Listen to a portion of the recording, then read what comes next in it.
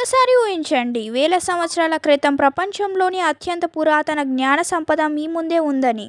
ఆ జ్ఞాన సంపదే వేదాలు. వేల సంవత్సరాలుగా ఈ జ్ఞానం గురువు నుంచి శిష్యునికి మౌఖికంగా అందించబడింది. రాతపూర్వక గ్రంథాలు లేకుండానే తరతరాలుగా పాటు ఈ జ్ఞానం అద్భుతమైన ఖచ్చితత్వంతో భద్రపరచబడింది. అందుకే వేదాలను ప్రపంచంలోని అత్యంత పురాతన జ్ఞాన సంపదల్లో ఒకటిగా భావిస్తారు. వేదాలు మొత్తం 4: ఋగ్వేదం, యజుర్వేదం, సామవేదం, అథర్వణ వేదం. ప్రతి వేదానికి ప్రత్యేకమైన జ్ఞానం ఉంది. మొదటగా ఋగ్వేదాన్ని తెలుసుకుందాం. ఋగ్వేదం ప్రకృతి శక్తులను సూచించే వేలాది సూక్తుల సమూహం.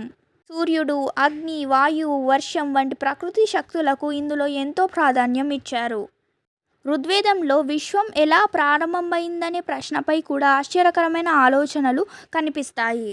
ఈ సూక్తులను నేటికి చరిత్రకారులు, భాష నిపుణులు, తత్వవేత్తలు అధ్యయనం చేస్తున్నారు. అందుకే ఋగ్వేదాన్ని ప్రపంచంలోని అత్యంత విలువైన ప్రాచీన గ్రంథంలో ఒకటిగా భావిస్తారు. ఇప్పుడు రెండవ వేదమైన యజుర్వేదం గురించి తెలుసుకుందాం. యజుర్వేదం ప్రధానంగా యజ్ఞాల నిర్వహణ విధానాలను వివరిస్తుంది. ఈ వేదంలో క్రమశిక్షణ, సమన్వయం, విధి నిర్వహణకు ఎంతో ప్రాధాన్యం కనిపిస్తుంది. కొలతలు, ఏర్పాట్లు, క్రమబద్ధన వంటి అంశాలు కూడా ఇందులో ప్రస్తావించబడ్డాయి. ఇది ఆ కాలంలోని సమాజం ఎంత క్రమబద్ధంగా ఉండేదో సూచిస్తుంది. ఇప్పుడు మూడవ వేదమైన సామవేదం వైపు ప్రయాణిద్దాం. సామవేదాన్ని భారతీయ సంగీత సాంప్రదాయానికి ముఖ్యమైన మూలంలో ఒకటిగా భావిస్తారు. సామవేదంలోని అనేక మంత్రాలు పాడే విధంగా రూపొందించబడ్డాయి. స్వరాలు, లయ, సంగీతం మనసుపై చూపే ప్రభావాన్ని భారతీయ సాంప్రదాయం ఎంతో గొప్పగా భావించింది. అందుకే సామవేదాన్ని సంగీత వేదం అని కూడా పిలుస్తారు. ఇప్పుడు నాలుగో వేదమైన అథర్వ వేదాన్ని తెలుసుకుందాం. ఆరోగ్యం, ఔషధ మొక్కలు, కుటుంబ జీవితం వంటి అనేక అంశాలు ఇందులో కనిపిస్తాయి. ప్రకృతిలోని మొక్కల ఉపయోగాలను గురించి కూడా ఇందులో సాంప్రదాయ జ్ఞానం కనిపిస్తుంది. తరువాత అభివృద్ధి చెందిన ఆయుర్వేద సాంప్రదాయంలో కొన్ని భావాలు సంబంధం ఉందని పండితులు భావిస్తున్నారు. అయితే సాంప్రదాయ జ్ఞానాన్ని ఆధునిక శాస్త్రంలో పూర్తిగా సమానంగా చూడకూడదని పరిశోధకులు సూచిస్తున్నారు. వేదాలు ఒకే అంశానికి పరిమితం కాకుండా అనేక రంగాలపై ఆ కాలం మనుషుల ఆలోచనలు ప్రతిబింబిస్తాయి. వేదాల్లో ప్రకృతి పరిశీలనలు, అత్వశాస్త్రం, సంగీతం, ధర్మం వంటి అనేక విషయాలు ప్రస్తావించబడ్డాయి. ఈ గ్రంథాలు వేల సంవత్సరాల క్రితం భారతీయ సమాజం ప్రపంచాన్ని ఎలా అర్థం చేసుకుందో చూపిస్తాయి.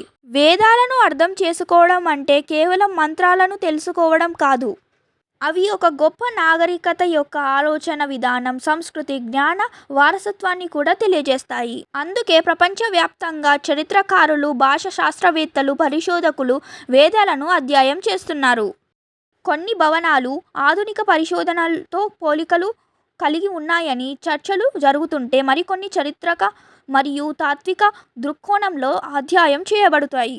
ఈ కారణంగానే వేదాలు ఇప్పటికీ ప్రపంచవ్యాప్తంగా ఆసక్తిని కలిగిస్తున్నాయి. వేల సంవత్సరాలు గడిచినా వాటి గురించి కొత్త ప్రశ్నలు, కొత్త పరిశోధనలు ఇంకా కొనసాగుతూనే ఉన్నాయి. 4 వేదాలు భారతీయ నాగరికత యొక్క అత్యంత విలువైన జ్ఞాన వారసత్వంలో ఒకటిగా నిలిచాయి. తదుపరి భాగంలో ఋగ్వేదంలోని విశ్వ రహస్యాలను, ఆశ్చర్యపరిచే సూక్తులను, ఆధునిక పరిశోధకుల విశ్లేషణను తెలుసుకుందాం. అయితే ఒక ప్రశ్న ఇంకా మిగిలే ఉంది. ఈ 4 వేదాలు ఎలా పుట్టాయి? భారతీయ సాంప్రదాయం ప్రకారం వేదాలు అపౌరుషేయాలు అని భావిస్తారు. అంటే ఇవి ఏ ఒక్క వ్యక్తి రచించిన గ్రంథాలుగా కాకుండా ఋషులు అనుభవించి పరపరంగా అందించిన జ్ఞానంగా సాంప్రదాయంలో భావించబడుతున్నాయి.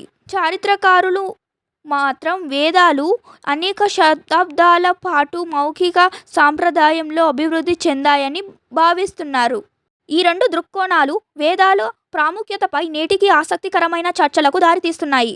వేదాలను అర్థం చేసుకోవాలంటే వాటిని ఆ కాలంలోని చరిత్ర, సంస్కృతి, భాష, సమాజంలో కలిసి అధ్యయనం చేయాలి. అందుకే ప్రపంచంలోని అనేక విశ్వవిద్యాలయాల్లో వేదాలపై పరిశోధనలు కొనసాగుతున్నాయి. వేదాలు కేవలం గతాన్ని మాత్రమే కాదు, మానవ ఆలోచన పరిమాణాన్ని కూడా అర్థం చేసుకోవడానికి సహాయపడతాయి. ప్రశ్నించడం, పరిశీలించడం, ప్రకృతిని గమనించడం ఇవన్నీ మనిషి జ్ఞాన యాత్రలో ముఖ్యమైన భాగాలు. అదే కారణంగా వేల సంవత్సరాల తరువాత కూడా వేదాలు ప్రపంచవ్యాప్తంగా చర్చకు వస్తూనే ఉన్నాయి.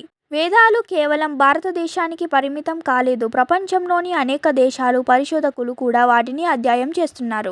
భాష, శాస్త్రం, చరిత్ర, తత్వశాస్త్రం, సంస్కృతి వంటి అనేక రంగాల్లో వేదాలు ముఖ్యమైన అధ్యయన అంశాలుగా ఉన్నాయి. ప్రతి తరం వేదాలను కొత్త కోణంలో అర్థం చేసుకోవడానికి ప్రయత్నిస్తుంది. అందుకే వేల సంవత్సరాల క్రితం ప్రారంభమైన ఈ జ్ఞానయాత్ర నేటికి కొనసాగుతూనే ఉంది. మీలో ఎంతమంది వేదాలను చదివారో కామెంట్ చేయండి.